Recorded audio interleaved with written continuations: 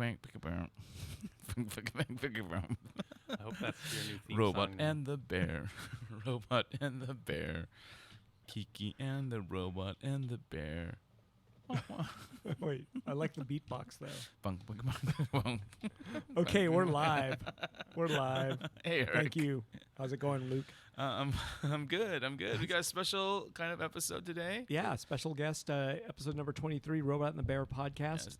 Yep. With With Sir Theo Ellsworth. Hello. Theo Ellsworth. You guys say my name so nicely. Yeah. It makes me feel good. Well, You've been knighted. yes. Yes. We dubbed the Theo Ellsworth of Sawtell. Which unfortunately is blacked out right now. Yeah. Power's out on Sawtell, so that block is done today. Friday night, bad for business for the restaurants out there. Really bad, actually, for them, because that's a big night of sales. Yeah, well, you know, what's not a big night on Sawtell? What's not a big night? Yeah, like every freaking night is like a big night over there. I guess, but Friday night's the biggest night there for sure. So they're losing out on like the biggest one. Friday night, no lights. No lights. So But today we got, like you're saying, we have a special guest. yep, we have Theo Ellsworth. He's got a show opening up. Yep, At- at GR2. Yep. It's called Comfort Creature Feature. Oh. Always with the fancy names. Can you tell me about the names of your shows, actually? Because each one of them has always had a snappy name. Have they? Wow. Yes. This one, Volume. I don't know where it came from. Usually, after I've finished all the pieces, I just kind of sit and stare at it all on the wall of my studio, and I think, what is this? And for some reason, that is the title that came to me. Partly because there's a lot of comfortable creatures, like a lot of animal hybrid people in pajamas or lounging in various positions or generally having a good time. That just seemed to be the title. Cool. So the title comes to you after you've created the work. Yeah, usually. Yeah, once there's one wall in my studio that I keep blank, and I try to fill the whole thing to if I fill that whole wall, I know that it'll fit pretty nicely in Giant Robot, and then I can kind of like keep an eye on it all and see it in one big gaze. So yeah, I just kind of sat and looked at it, and those were the words that came into my head. So I was like, that's the title. So, well, for those of you guys who may not be familiar with Mr. Ellsworth's work, you know, I seem to have misspelled your name on. There's a lot of underlines and stuff in his name. There's there's a little lower Understood. dash between my first and last name. Yeah, it's really complicated, but yeah, Theo's work is how do I explain it? It's actually pen and ink on paper on wood cuts. Yeah, Yeah. I cut out the wood shapes in my garage. Okay, there's an underscore after Ellsworth. I just realized I have to Yes. go in there and like tweak the social medias right now, so you're in there. But you know, like I'm admittedly kind of curious about your process because, like, your work is intense. Like, you know, visually, like all the line work and everything is just like it's like. That's the sound it makes in your head when In you my look head, at it. yeah. But like a little bit more interesting than like, it's more like. Yeah. I hear that sound sometimes when I'm working. Yeah. So yeah, like, do you usually just kind of start off like, I'm curious how you start with your how you develop like a majority of your pieces. I mean, when I first started really getting into drawing, it was all about automatic drawing, like just sitting with a pen and letting my hand go. I really find like patterns and textures relaxing. When I first started drawing, I started doing a lot of just like geometrical kinds of shapes. Mm-hmm. I'm really interested in like patterns in nature, you know, like turtle shells and pine cones and stuff like that. Just the way like geometrical patterns can form naturally. I kind of treat my art that way in a lot of ways. But I'm also really interested in, you know, like people and animals and trying to express feelings. And so those kind of like merged into, you know, like patterns on clothing and kind of animal hybrid people and mutants and stuff like that. Do you have like an overarching kind of narrative that you like to explore? Yeah, I mean, I definitely feel like it all kind of lives in the same world. I feel like I also write and draw comics, so I feel like there's stories inside of all of my pieces, even if it's not a narrative that I'm telling anyone. I feel like while I'm making the piece, all the characters seem alive to me and seem to have like a backstory to them.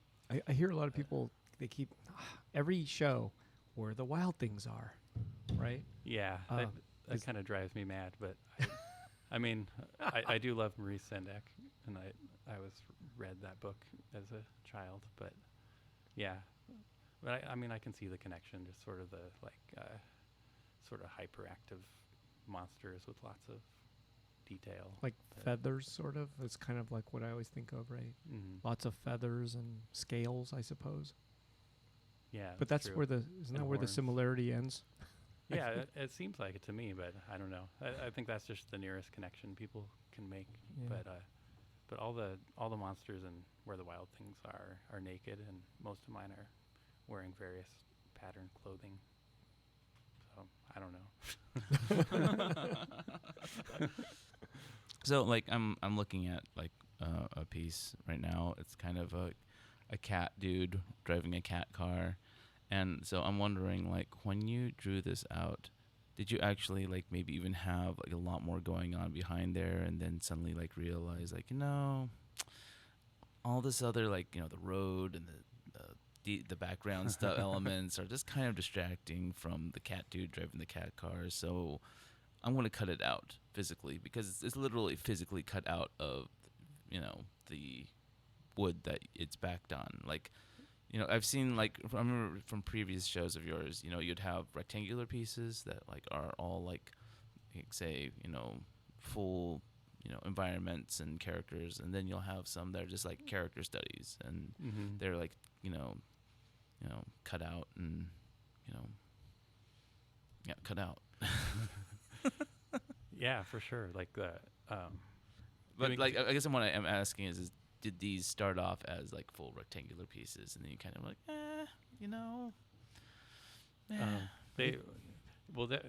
definitely doing the cutouts sort of helps me kind of rein it in. If I have a big piece of paper, I can't help but just fill everything. Wow. But I started doing the cutouts initially because I'm a drawer and would always be drawing on paper, but then I'd have to frame stuff, and I got sick of framing things and glass and how hard it is to like ship that kind of stuff. So I kind of arrived at doing the wood cutouts because it allowed me to make a drawing into more of a solid object. And they're also easy to ship and I don't know, they're really fun to work with. Like I'll just get like a big piece of like hardwood plywood and cut and just like draw a bunch of shapes that feel like they'll be fun to work with. So maybe you even start with the shape before you... Yeah, I'll cut out the shapes, and sometimes I'll have a vague idea. Like I knew, that was for a cats and dogs themed show, that particular piece. So I knew it was going to be a cat driving some kind of vehicle, but I didn't really know what the details were going to be. So I'll cut out shapes that seem like they'll be fun to draw on, and then I just have stacks of them in my studio, and I'll just sit down and start drawing on them and see what comes out. So you cut out the shape, you then put paper on it. Yeah, I glue down Bristol board and press them under bricks. Yeah. And then I take an X-Acto and kind of shave it so it all fits perfectly. And then you draw almost improvising right onto it. Yeah. Yeah, because sometimes I'm like, that's a head, but then the head is actually not the head of a creature. It becomes like two different faces on one. It looks like it's going to be one person, and somehow you put like two people on one or two creatures on one. It's really odd. Yeah, I've gotten really into doing like these multi-dimensional characters, or like they're or like there'll be an opening that's sort of like a portal, and then the bigger character is actually made up of all these other things going on. Yeah. Yeah. Somebody asks online question to Theo. Question to Theo. Theo. Theo. Wow, this is amazing. There is a question. So Jun Watanabe, who is bending the knee, asks, does the light bulb on the middle of one of the pictures I don't know what that means, but one of the pictures represents the pine needle gland. Oh, the pine needle gland. That's what he wrote. Pineal. I think it's pineal. Oh, gland. that could very well be. But is it supposed to? I mean, I don't. I like the pine needle gland. Sounds kind of cooler. I would like to activate that gland. Yeah. I don't. You know which drawing he's talking about? I definitely do a lot of like or geometric shapes, or sometimes light bulbs in like people's foreheads, and yeah, I mean, I don't always have a direct like specific symbology, as in like this means this, but it's usually just kind of a feeling, you know. But yeah, kind of the light bulb usually represents like you know, like mental activity, or like you know, like things connecting and functioning. I noticed in this show, and I think I mentioned it a few times today, that your details to me have gotten better. I guess I would say more. I don't know. Maybe like the spacing in between all the textures you do are like actually more clearer and maybe more defined than before. And I'm not sure if I'm just making that up, but it feels like it is from what I remember from the last show you did. It just seems like everything's got like, I don't know, more equal spacing. You know, does that make sense? Yeah. No, I mean, it felt like there was something different about this show, or I felt like all the pieces kind of flowed together really well, or it was really fluent while I was making it all. And I don't know what it was, but it felt good. By the way, the pineal gland is a small endocrine gland in the brain of most vertebrates. The pineal gland produces melatonin, a serotonin-derived hormone that modulates sleep. Nice. So I'll just say that yes, the light bulb represented the pineal gland,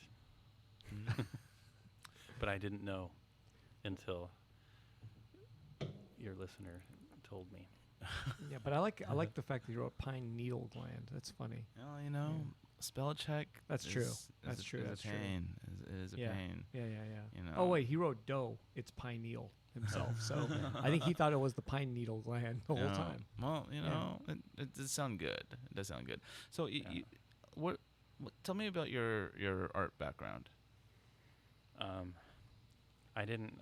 Well, I guess I'm self-taught. I didn't go to school or anything for it. Nice. I just ever since high school, I've just been an avid drawer. That's when it kind of like clicked in my head as like this thing that sort of helped me think, I guess. Like I feel like I was kind of had a hyperactive imagination, or just kind of this restlessness in my head, and just sitting and drawing sort of smooths everything out or something, or puts me in a state where I feel like I can think more clearly, or just kind of exist in my own terms. So I've just always been filling notebooks and drawing and trying to tell stories and make comics. And how often do you publish a comic? It's lately I've been doing like shorter pieces for anthologies, but I also make zines and have a few books that have been published. But after this show, I'm actually gearing up to work on a few longer comics. Are your comics exactly like the kind of artwork you produce for this show? Yeah, pretty much. Yeah. I think I've picked up a zine of yours before. At but Giant Robot. the comics, gosh, I don't have any. They're hardcover, big, big format. But yeah, no, the drawings totally are. They look like the Theo art. I don't know. Are they? They're a bit simpler than the current art pieces, I would say. Yeah, could be. But those are also older, so I don't know. Yeah, it's pretty amazing. And you live in Montana. I do. How long have you been out there for? Well, I grew up there, but I moved back there with my wife and kids like 6 years ago now. So I've been back there for 6 years. But I have noticed you've kind of like melded into whatever art scene there is there. like at first I was like, what are you doing there, man? And then I, it's like maybe it's a beautiful place, but I'm like, how does art even work there? But then somehow I've noticed from seeing all your works that it seems like you're always busy doing stuff in Montana. Yeah, I mean, I live in Missoula, which is a college town, which is just big enough to have like some really good bookstores, a really great art museum, and then there's a gallery called Radius Gallery that I do stuff with. Yeah, and I had a show at the art museum a couple of years ago. Oh, nice. And they actually let me draw on their walls, which was really exciting. But yeah, I feel like there's a lot of good things going on there. My studio's in this really great historic building downtown that's been art studios since the late 60s, I believe. Yeah, it's a good place. So, Eric, how did you find Theo? I actually don't remember anymore. I feel like it had something to do with a show that we had in our GR New York location. Yeah, that's the first. I was in a group show there of like, I think it was just like 5 artists. That was the first time I ever showed with Giant Robot. But I feel like you were also, did you live on the East Coast? No. Oh, okay. So I totally can't remember. For some reason, I felt like you were from the East Coast at some point, but you were in Portland at that time, right? Yeah. Yeah. So have you ever lived down here in California? I was actually born in Los Angeles. Oh, okay. So I lived here for 6 years, but it was my first 6 years. Right. Yeah, I was born in Philadelphia, but I left Philadelphia after 3 months, so I know nothing of Philadelphia. Yeah. Well, can you tell us just a little more about I mean, what's art like in Montana? Like what kind of work are people making out there, and is there anything that's regional about it? I mean, there's some pretty amazing artists living in Missoula, and the gallery, Radius Gallery, is doing a lot of great community stuff, like getting a lot more like getting money for people to do murals and getting just more art around town, which is really amazing.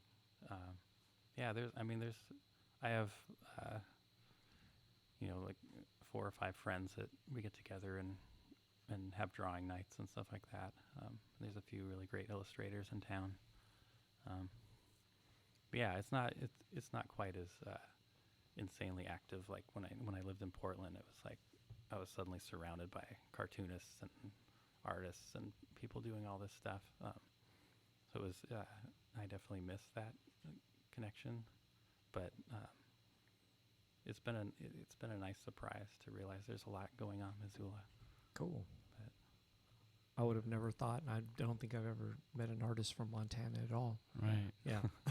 Well, I imagine that every most, if not all, communities have their own kind of art communities, but to find one where, that, you feel like you have like genuine colleagues, and I think, is always kind of great to hear, I think that there's a lot of, I think there's a lot of kind of crafty kind of stuff happening out there, but but people who maybe take their own art very seriously and are constantly trying to evolve it and grow it and, and surround themselves with, colleagues and like-minded people. I would imagine that I'm sure they're there, but they're also probably few and far between at the same time. But it's always good to hear that when other artists find people around that help them help them feel like they're part of a community. I guess I don't know. No, I'm sure. I don't know. It's not. I mean, without the crazy hustle and bustle of like you were saying in Portland, which I can totally imagine, or I imagine Seattle, New York, Los Angeles, San Francisco, all these major metropolitan cities have kind of a very different mentality when it comes to probably just also there's an element of an evil hustle going on. Oh yeah. I don't know. Maybe that happens there too, but beware of the evil hustle. Yeah, that's the name of your next art show. Yeah. That evil hustle. Yeah. Yeah. I love. Yeah. So, Oh, wait. Before you get into that, Jun Watanabe, the enrolled agent, says the pineal gland also produces DMT, and that's the chemical where you see visions of heaven when you're on your deathbed. Oh, man. Did you know that? I didn't know that. I've heard something about DMT, Yeah. but So, yeah. What if you don't believe in heaven, June? Anyway, okay. So okay, June brings up some interesting thing, and I think it's probably my initial impression of your work was probably a little similar. Is that like, man, you must like do a lot of drugs, like psychedelics or something like that, you know? Art is my drugs. Yeah, there's a little bit of a psychedelic thing. A lot of people there's a lot of characters with really big eyes. You know, Like Yeah. a lot of patterns and stuff like that I think are could be trippy, I guess you could say, or Well, it's been a long time since I've done any kind of psychedelics, but probably should do some soon. Go look at all my art and see if it makes more sense. Well, all art usually makes more sense when you got a head full of psychedelics, unfortunately, because your brain is making connections to things that you normally would never associate with. Yeah, for sure. Which helps you, kind of like, oh, it's all the part of this bigger fucking picture and whatever. But and then you like sober up and you're like, oh, what the fuck was I thinking? That was fucking stupid. At least that's how I am, But tell us about the ramen place. There's a ramen place in Missoula. what? Oh yeah, I've only eaten there once, and it was good. I don't know why I have to bring that up, but what's it called? I can't remember now. Oh, it's not like Missoula ramen. I hope not. Okay. But is it good? Yeah, I liked it. But Cool. What'd you have? I had ramen. I know. I don't remember the. I'm wondering name of the dish. Was there? It wasn't. Was the soup clear or was it dark brown? It was pretty or dark. was it pork based? So it was kind of whitish. It was pretty opaque. Really? Yeah. Okay. I'm just trying to guess what kind of ramen they make. Yeah. Is it Michi Ramen Bar? That could be it. We just looked you up. I just looked it up because I was curious. It is 4.5 stars on the Yelpster. Well. Yep. How many ratings? 49. Oh, wow. That looks pretty good. Yeah. Hey, that looks pretty good. Yeah. That was good. Yeah. It's a beautiful space too. They did Cool. it's in this basement space downtown. It's really So you're saying there's Asian people in Montana? There are. There's Like 42 or something. yeah. I don't know. 3 are working there. Yeah, there's not enough, but there's some. Cool. Yeah. So tell us about the record label. I know you're still doing art for them, right? Yeah. I was like, as I say that, I'm hoping you don't say, "Hey, that ended." But yeah, tell us about that, because as far as I know, there's a record label in Germany. Right? London. Oh, London. Yeah. Okay. And you do every record cover for them. Mm-hmm. Like, no matter what music, no matter what band, no matter what group, it's your art on the cover. Yeah. So meaning everything looks consistent. Yeah, That's they're called Astral Industries. It's all ambient electronic music, mostly European, and some of it's like reissues of really obscure, like older stuff from like the 80s. And you'll early recreate 90s. their artwork from the reissued stuff, or will they hold on to the original artwork if there was an original artwork before? I just completely reinvent it usually. Yeah. Nice. And some of it's stuff that was only like on cassette tape from back then. Like there's one group called the Chueh Factory.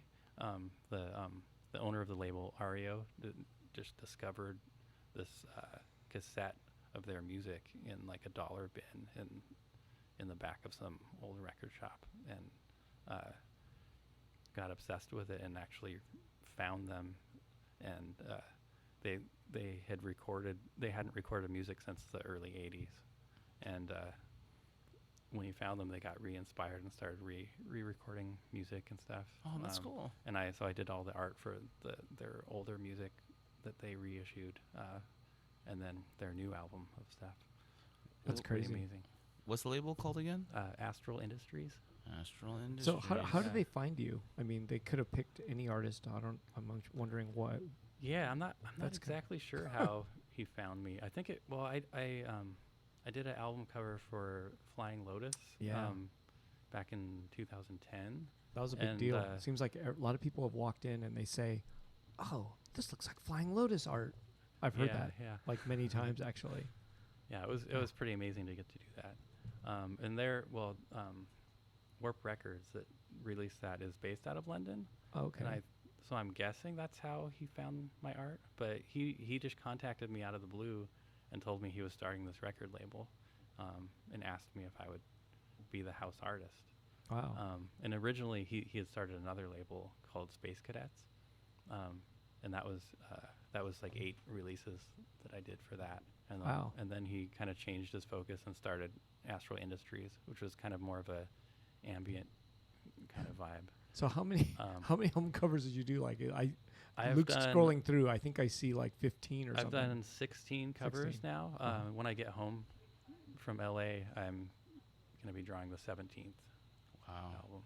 Wow. And there's no end in sight. Like they're just not like, hey, at 20 we're going to go with Cause or like whatever. I mean, is there no end in sight? I'm just pretty much going to keep at it for as long as That's it pretty goes. wild. I like that kind of like actually speaking of Warp Records, like Warp Records used to work with this design group called the Designers Republic, and they did like a ton of their stuff, and which made me I was a huge like IDM ambient music, like glitch electronics kind of guy in the 90s.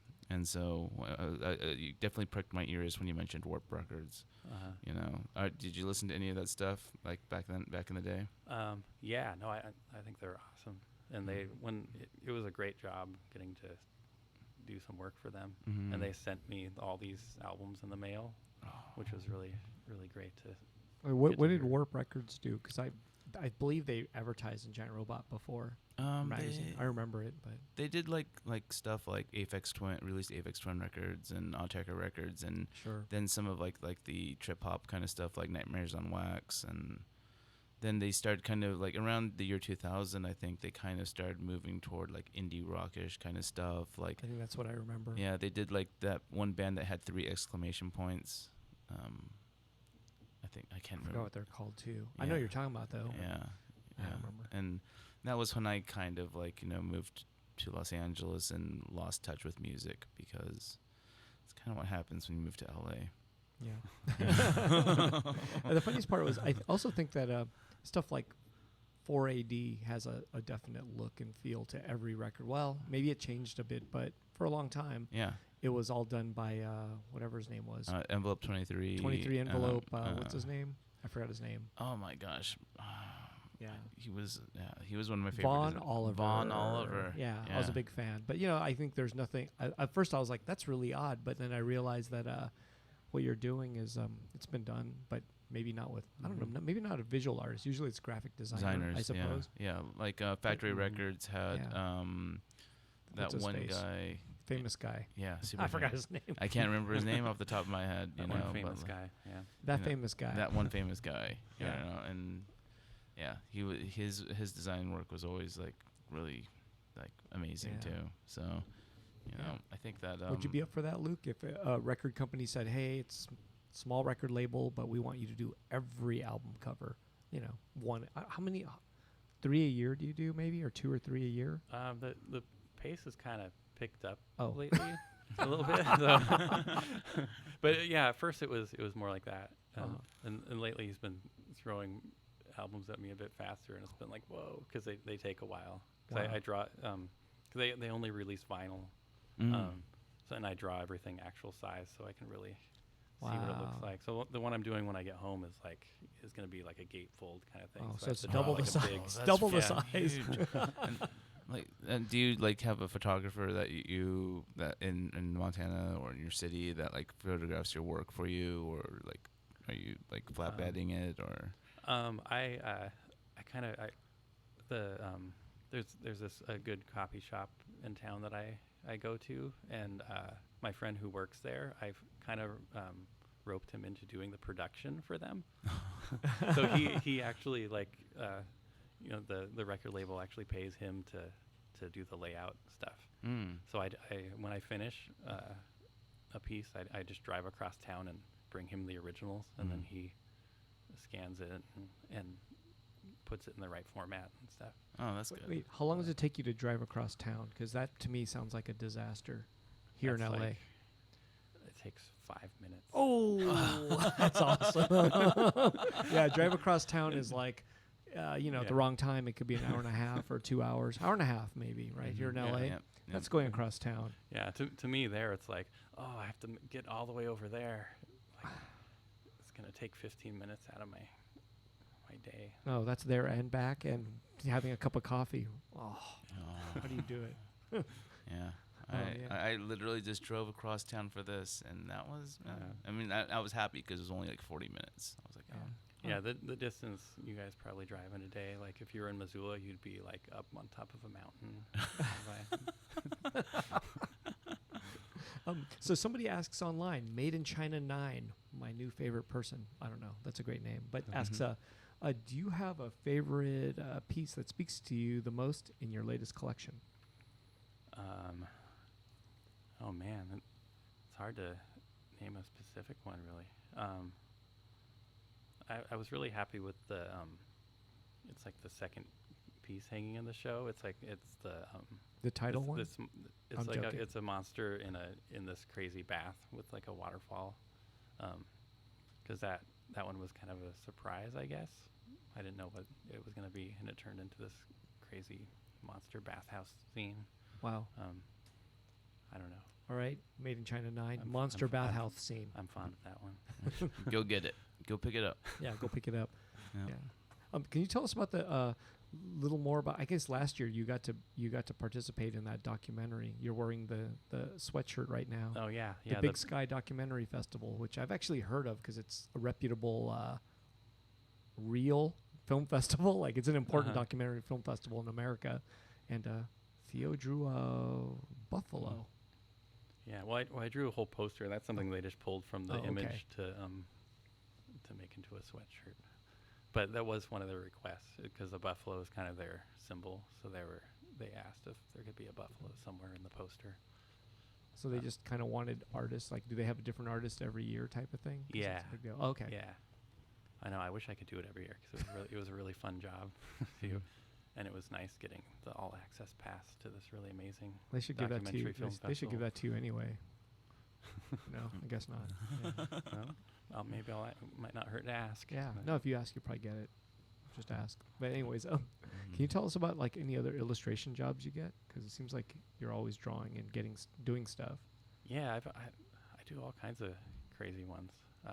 Yeah, the documentary film festival was definitely one of the funnest. Recently, I did kind of a really weird one for a friend of mine. He organizes it's like a conference about like higher learning. It's called it's called the Immersive Learning Research Network. Whoa, that sounds like a Michel Gondry, like something weird happening there. Yeah, I don't know. It's great. Like that's weird. That guy's like this crazy genius, and I don't even understand completely what they're doing. But it was this big conference that took place in London, and he asked me if I would do a series of illustrations based on like the different tracks that they were talking about at this conference. So I sort of treated it like I was making some kind of pamphlet for like this utopian future or something, and just drew all this weird layered like symbology and handed it off to him. And he was like, okay. Yeah, that was a really interesting one. What was it called again? The Immersive Learning Research Network. Wow. Yeah. Sounds like a religion. It took place in London last month, and I can't even imagine what they even like got together and talked about. Wow. And all the names of like the different tracks were like really long and intense, and almost always had the word immersive in it somewhere. You know, like Whoa, that's a weird one. So I did that. That's a good gig. It was fun. That's a good. I dig it. Sounds cool. Let me think. I mean, there's a lot I can ask, but I'm not really sure where to even to start. You know, I mean, well, okay. I want to go back to your process, like how you. I mean, obviously you ink everything. You start with the line, right? Yeah. How do you? What kind of tools are you using to do your coloring and stuff like that? This is cool. Go for it. Lately, I've mostly been using those like Copic brush tip markers that you can fill with ink. Like right, like the empties, and then you like pour like pretty much like colored. Well, colored okay, ink. I know what you're talking about. Yeah, because I know you could be able to buy the cartridges of the ink if you want to refill your. Yeah, well, it's like whole bottles of ink, and then you take the pen apart and fill it. Yeah. So, but before that. And I use a lot of like colored pencil too. Okay. Sometimes watercolor, but not too often. But yeah, mostly brush tip pens and colored pencil. But what about that black pen? Is it still the same? Oh, the Rapidograph. Oh, he still uses the Rapidograph. Yeah, I know. That's what I use for all my line work. That's wild. Yeah. I don't know if a lot of people even know what a Rapidograph pen is anymore. Yeah, it's a technical pen that you fill with India ink. Yeah, basically it's like a micron that you would refill, I guess, right? But it's got a metal nib, I guess you would say. And what are you using, like a 0.5 or? I don't even remember now what the number is. So my pen is so old, it's like worn, like there's no writing on it anymore. It's all cracked. Do they barely make those anymore, is my guess, right? Yeah, when I break a nib, it's horrible because you have to really hunt it down. So long ago, before all these instant great pens that you can buy for their disposable, the Rapidograph was the thing to get, right? Yeah, I actually used to own a Rapidograph pen, I think. Did I give you a set? You gave me some old ones. Yeah. that totally saved me because I broke a tip later, and I was like, Eric gave me that one. Yeah, because I actually I really like those pens a lot, but I wasn't drawing so often that they would get clogged, you know? They'd get clogged up and ruined, basically, so it was better off that I gave them to you. But I've always, I really love those pens. They're just so cool to have, but I don't draw often, if at all. Yeah. Yeah. And then, did I give you the Stadler set, too? I think I had a Stadler set. No. I think I had one anyway, and it was they're blue. They're just like Rapidographs, but made by Stadler. And these are things that you find at yard sales, people. Yeah. I think I got mine at a yard sale, maybe, too. I love Rapidographs. Yeah. Usually when like another cartoonist hears that I use those, they usually groan. They're just like, that bad? I think I don't know. A lot of people find them hard to use, or they get clogged easily and stuff. But I don't know. They've always felt really good to me. They don't clog for you? I just know how to deal with them, I guess. Oh, really? I mean, do you have to clean them and stuff like that? Every once in a while you have to take it apart and kind of wipe it down, but yeah, usually I just like hit the end of it really hard. Really? I was just get it going. So I was wondering if maybe that was like a climate issue or something. Like, the people here. I mean, everyone's groaning about them everywhere else, but then you seem to have an easier time with these pens that people can't stand. So I don't know if it's the climate there or something that's making it better for you. I'm not sure if it's like too warm here or something that just kind of fucks them up. Oh, I know exactly what you're talking about. I used to have to use these pens. Oh, too. you didn't know what they were? No, I didn't know. It's been so long since I used them. Like it's been about at least like 20 some years since I've used them. No, they're kind of expensive. I recall, like, I feel like the pens were at least $20 just for one, but you'd have to get a set and it'd be like $100 or something. Yeah. And they were just like they were the best at the time.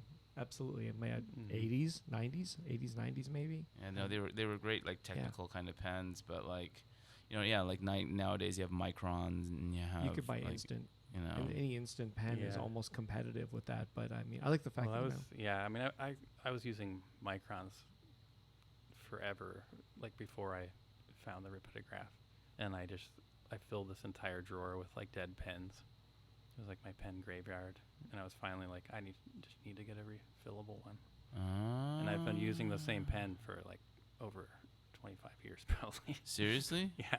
Really? I mean, I've had to replace the tip every once in a yeah, while, but it's the same pen. Wow. Yeah. You're hardcore.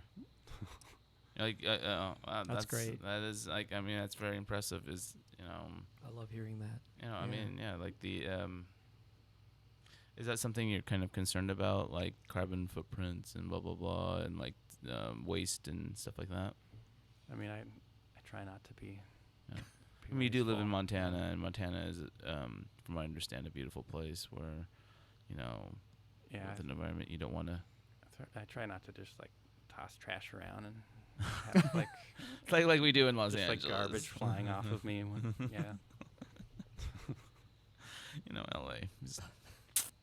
We don't give a shit. No, I've been throwing trash around like crazy since I got here, but I'm gonna tone it down when I go back home. Just get it out of your system right now while you're here.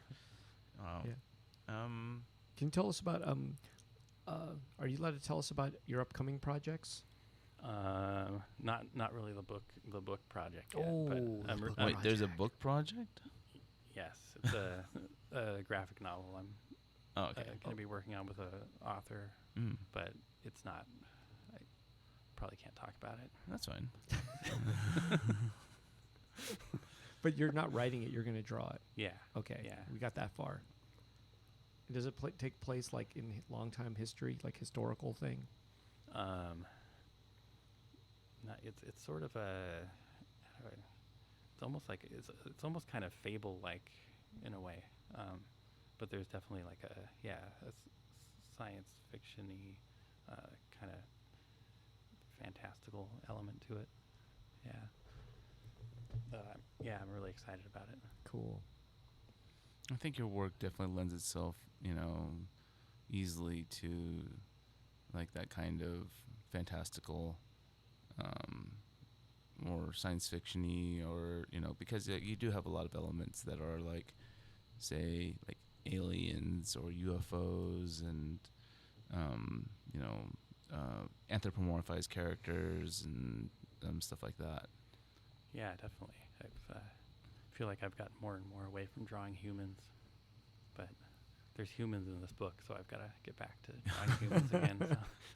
Gotta go back to the past. Can't just be like, sorry, author, they're all animals now.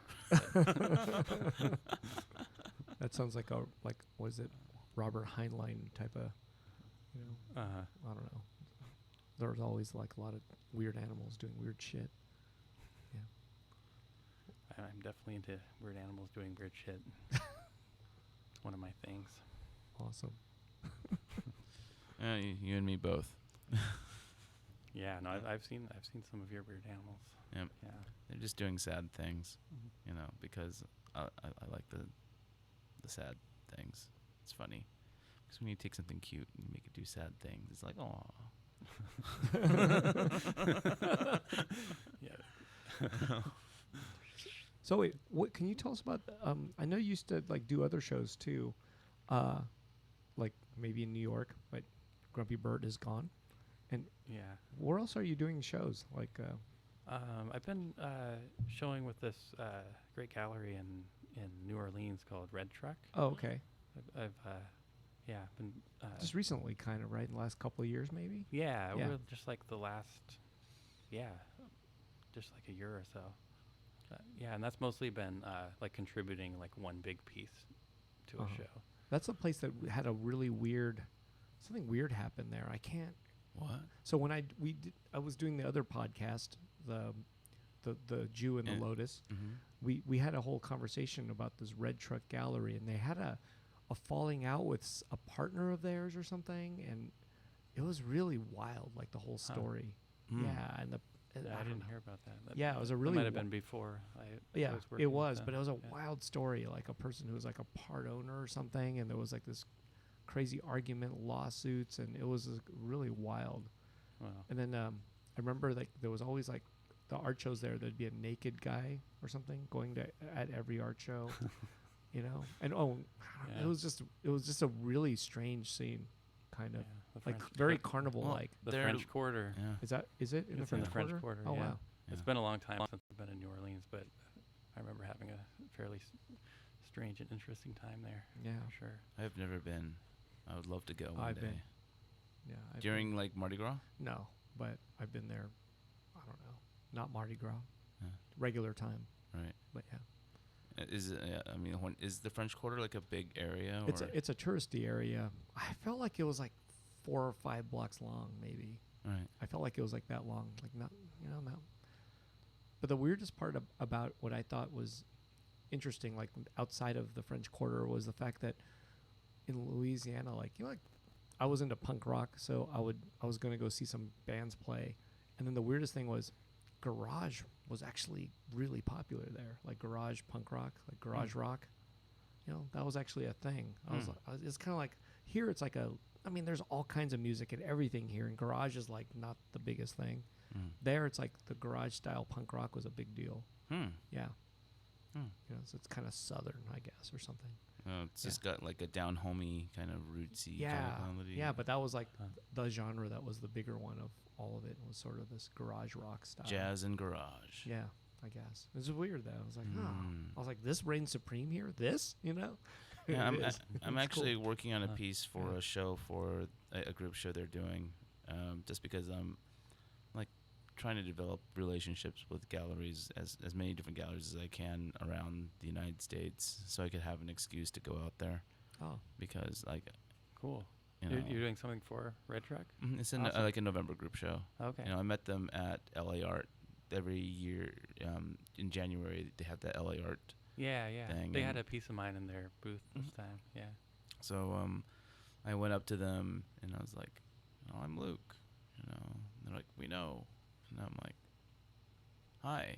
Like, what? You're in New Orleans. I've never been out there. I want to do something out there. Like, and they're like, all right, but I don't want to like do a big ass show because I have no idea who the fuck you are, and so let's put me in a group show. And they're like, all right, and I'm like, yay, November, Cool. That's awesome. So, have you been out to their gallery before? No, I haven't actually made it to the gallery. But they've been good to work with. Okay, good. Yeah. Good to know. I mean, they have a pretty like solid roster of artists that they work with. So I was like, yeah, for sure. This looks promising, And they had a big old booth, like a big old double booth, So you should be doing LA Art. I thought you said that thing was horrible and shitty and all this kind of stuff. Yes. So I should do it. Yeah. But like we need Get in on that. We need someone with credibility. But isn't that booth like $10,000 or $20,000? No, you could do like which one? There's another area you could do called Shittytopia. Shittytopia. Yeah, I don't know about that, but okay. Or what you should do is I'm you just should make kidding. you should time events to coincide with LA Art.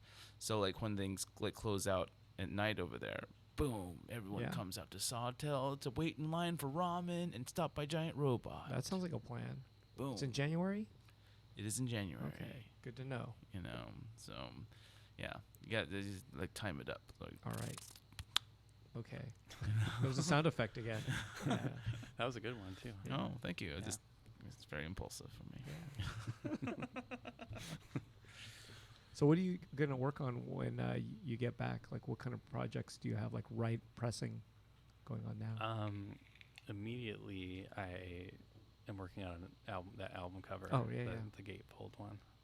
And then also a friend of mine wrote a children's book, and I might be drawing the cover for that. Just the cover? Yeah, Wow. just the cover. So are there illustrations inside, or is it just text only?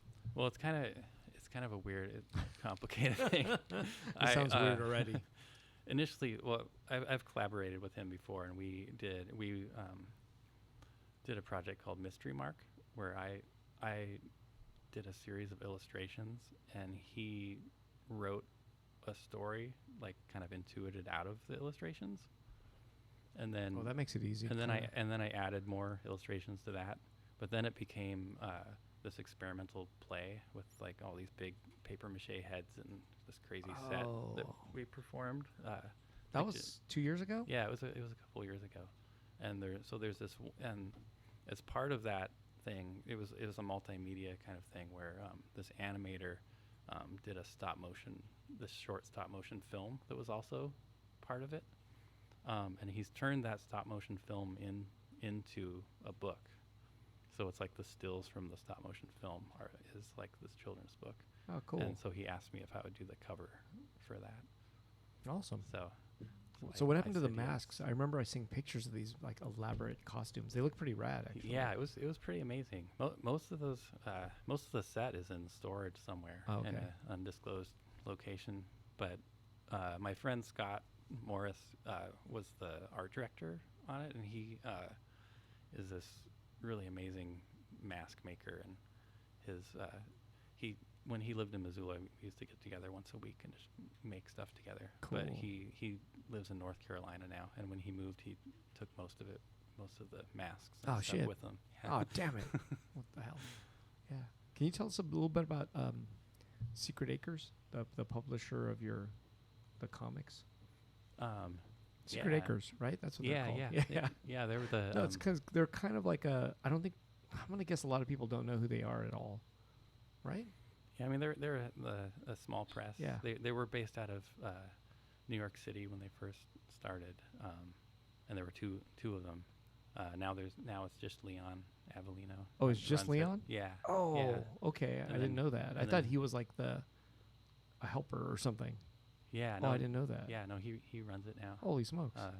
Yeah, and they've published a lot of really incredible. Are they still books. Publishing? Yeah. Oh, okay. Yeah, they're coming out with a whole series of really amazing looking books right now. Oh, cool. So it's been cool to see. They kind of slowed down for a while, and now they're. Oh, okay. That's what I was kind of wondering what was going on. Are you doing more with them? I would like to. Yeah, lately all the kind of bigger comics projects I've been working on have all kind of been on hold. 'Cause I haven't really been able to afford to just like dive into a book with no money involved. So I've been having to focus more on like illustration work and doing stuff for galleries, which I completely love. But I'm hoping to, with this next book project, I'll be able to get back into making comics because I really love having my art tell stories. Dude, it just kind of came to me. Capacity. That's the one, right? Yeah. That was my first published book. That one's kind of like a hit, I would say. I don't know if that's a right way to put it, a hit, but it seems like that's one that a lot of people know your work, from that actual book. Yeah. Is that still in print? It is. Yeah. Okay. So I'm looking that's at amazing. The latest works that for this upcoming show. And it's like you're spying on me from your phone. I am, because I wasn't there when you guys hung the show. This is the best they can do. Oh, the power was out anyway at the end. And it would have been really hot, Yeah. and I wouldn't have I've been to Giant Robot when there's no power. It sucks. Yeah, it's real dark. Oh, it gets hot really quick. Yeah, it's weird. Oh, it gets really hot. But like, have you thought about like having your stuff sculpted, for you, because. Like you mean like I like to make like toys or resin figures or something like that, because I think that would be amazing. The details that are in your work, like say this guy or like this thing right here would make an amazing like vinyl figure, like a Safubi.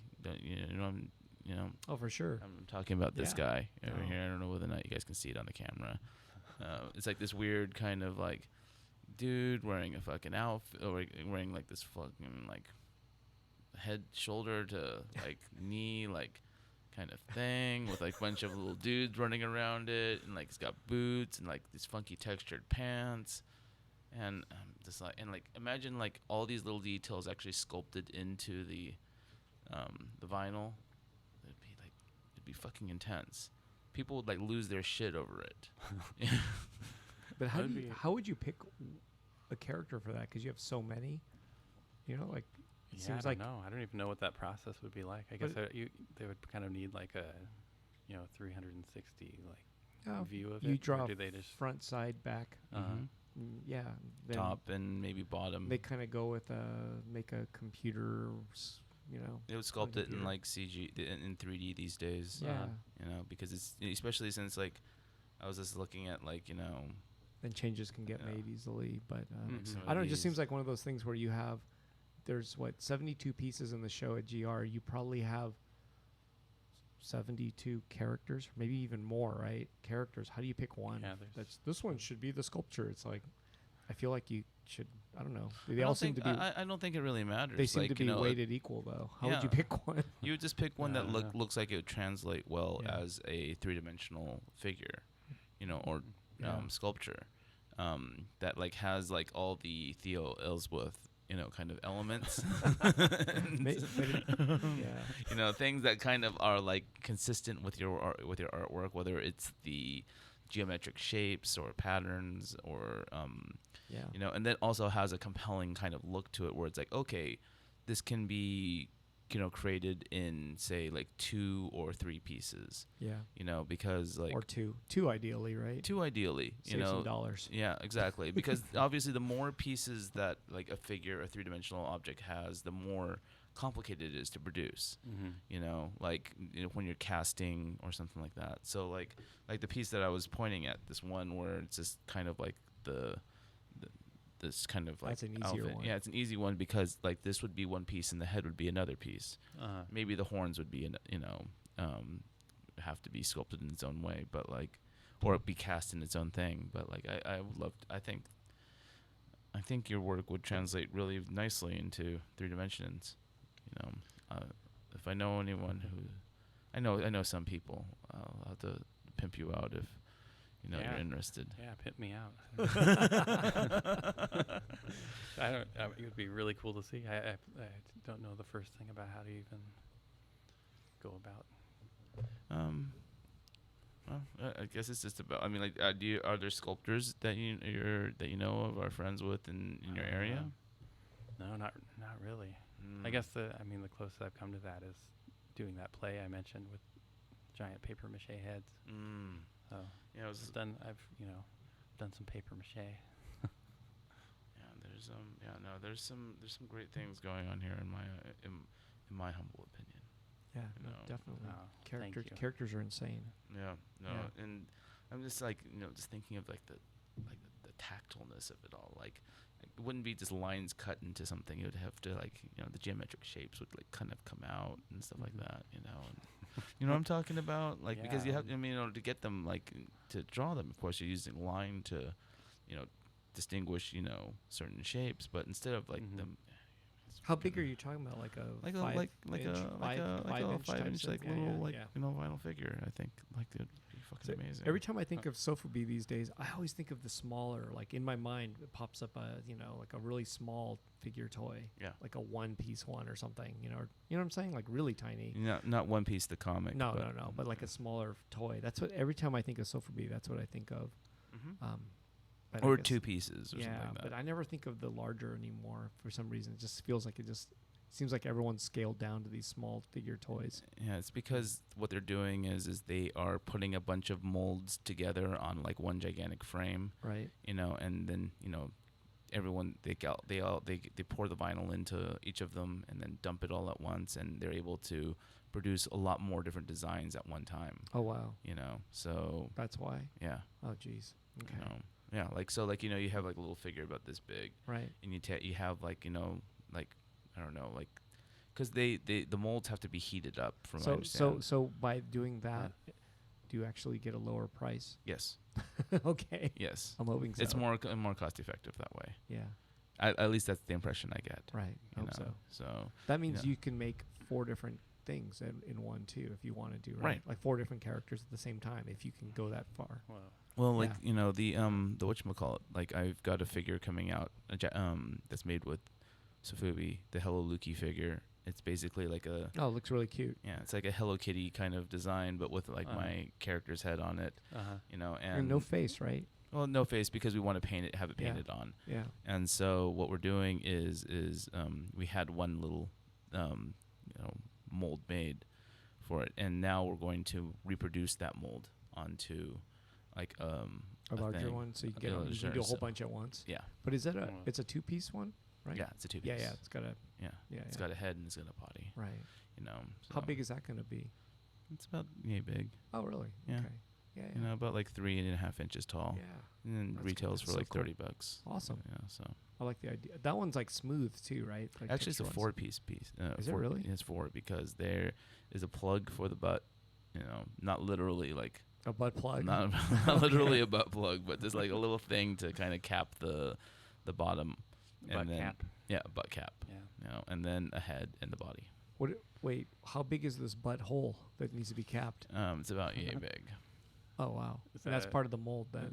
Is that a common problem with molded figures? There's always kind of a You know, I think butthole? a butthole to cap. Well, yeah, because you know, so the way like especially with Japanese vinyl, the way they produce it is like you have a mold with an opening, right? Uh-huh. And so you like they pour the vinyl inside it, and then they let it rest for a second, and then they pour the excess out, you know, and Then they then have to cut it out, right? yeah, and then they pull it, and there's this flash that's Yeah. produced, you know, and they have to trim the flash off, you know, so. Mm. And then what does the plug look like though? Is it gonna The plug is just like a disc, you know, right? with But is it a- kind of ugly? I mean, Yeah, it's kind of ugly. Okay. It's kind of like, you know. I was like, oh man. It's kind of like, you know, a plug with like prongs around it, and it's just. Right. So it actually snaps in, sort of. Mm-hmm. So your Hello Lukey toy won't have a smooth ass. No, it has a smooth ass, but it has a little brim. Oh. Well, shoot. I was wondering if it has that sweet Lukey ass going on. You don't. Absolutely not. No. Okay. No, not Well, this time. No, it's got a No. plug. All right. Next time. Anyway. Next time. Yeah. Sounds cool, man. Yeah. I wanna definitely check that out because I've been seeing pictures online. Maybe I don't know. Is it you posting them? Yeah, it was me reposting it. Like, there's a Right. guy named Lai YU, I think is. I can't. You know, What the I'm fuck? really bad. I'm really bad with names. I mean, I'm looking at it. Why lie you, motherfucker? Lai, LAI. Okay. You know, and You just said why lie you. No, I said Lai YU. Oh. Yeah, I know his first name is Lai. His last name is Y. No, it's Lai Yui Y. Yeah, okay, that. Y. Yeah, He's a photographer in Singapore, and he's been and we gave him the toy to Oh, cool. you know post cute. it up. Oh, and nice. So, Yeah, it's really cute. unpainted, and it's like in the colors of red and white, and Uh-huh. you know we're doing a Singapore edition that limited 54 pieces because Singapore is apparently turning 54. Oh wow. You know. So, anyways, so we're pimping it out, and he's taking the pictures. But anyways, Cool. so yeah, thanks, Lai. Yeah. Yeah. Lie. Anyway. Anyways, sorry for hijacking that. No, it's okay. you know. It's part of the podcast. Yeah. So I think we've hit the hour mark. Yep. Yeah. So any last things you want to tell us about, or tell anyone listening about? Any last things you want to ask me? I'm not sure. I don't have a closing statement prepared. Oh, I'm kidding. Well, you will be at the opening tomorrow. I will be Yeah. there. Yes. You know, so come on out. Yeah. Say hi to Theo Ellsworth. Yeah. You know. And aside from a giant robot who's right now doesn't have any of your books, where can people find your work at? Does like secret headquarters in LA have it? Maybe. They may have it, They right? might. Yeah. And I brought my newest. Oh, zine, yeah, that's my right. newest zine And a new print. And I have an old school 3D print that comes with 3D glasses. Yeah. Oh. Yeah, that's limited stuff. How do Really you make cool. that stuff? It was printed by a small press near Seattle. But how do you figure out the 3D thing, like the red and the blue and the? Well, they work with a guy that I guess he's kind of one of the few people that does it. Like he will take images and turn them into 3D prints. Oh. Yeah. Ooh. That's cool. Yeah, it's pretty awesome. Old school. And also, well, I guess people can look for the KUS, the latest issue of KUS, K-U-S, right? Yeah. Well, S I don't know. is the Actually, name of what is the name of it? S it's like S with an exclamation mark. Uh-huh. Is the name of the anthology. Or is it Kus? KUS is the publisher from Kush, Latvia. Kush, yeah. Yeah. Kush? Kush. Oh, shit. I didn't know that. I'm pretty sure that's how it's pronounced. It's spelled Yeah. K-U-S. But it's like this really cool press from Latvia. Latvia. Yeah, Where the fuck is Europe, right? Yeah. Yeah, like northern Europe. And they make these like small anthologies that are really amazing and beautiful looking. And you're in the latest issue of that. Mm-hmm. Yeah. Yeah. I have a 10-page comic in there. Yeah. It's really cool. Awesome. Yeah, it's an amazing anthology. I'll eventually get those back in stock or get that one. That one's new. I didn't even know it came out. Mm-hmm. Yeah, it's just out. Yeah. Like I just got my contributor copies like a couple weeks ago. Wow. Excellent. Yeah. Looking forward to seeing everything tomorrow evening. Oh, thanks. And you guys should be too. Yeah. Get up in this, man. Anyways. Thanks for talking with me. man. No, Nice thanks to be for. I'm looking forward to seeing your show, and thanks for coming on. And let's do this. Yeah. tomorrow night. Thank you. Creature comfort. What was it? Comfort creature feature. Come for the comfort creature feature.